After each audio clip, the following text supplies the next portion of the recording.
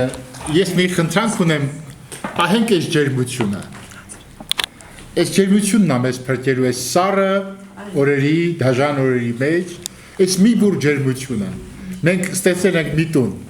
մենք հոչևոր մի տուն ենք ստեղծում, որի մեջ բոլորս պաշտպանված ենք, որտեղ բոլորս նպատակ ունենք,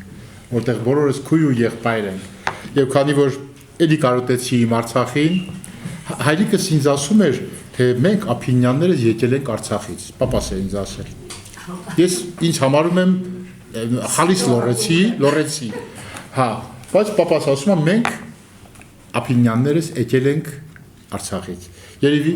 չեմ կարծում որն է պատճառը,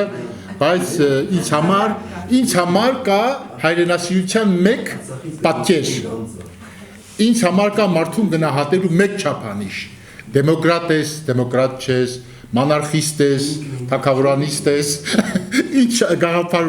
ունես, լիբերալ ես, կապ չունի ինձ համար, Արցախը սիրեցիր, հայ ես, վերջ, սա իմ չափանիշն է, և միշտ հեռու եմ մնացել, և այսօր հեռու եմ մնալու բոլոր նրանցից, ովքեր հեռու են Արցախի սրտից, Արցախի մեջ է բաբախում հայության հոգին ու սիրտը, ուխիղճը, դա ասել է, ես չեմ ասում, Սերգեյ Գարադեսկին, ասում էր Արցախը միջնաբերդն է հայության և Հայաստանի ապագան ուղղակի կապ ունի Արցախի հետ։ Նանար Սիմոնյան, իմ սիրելին, համեցեք։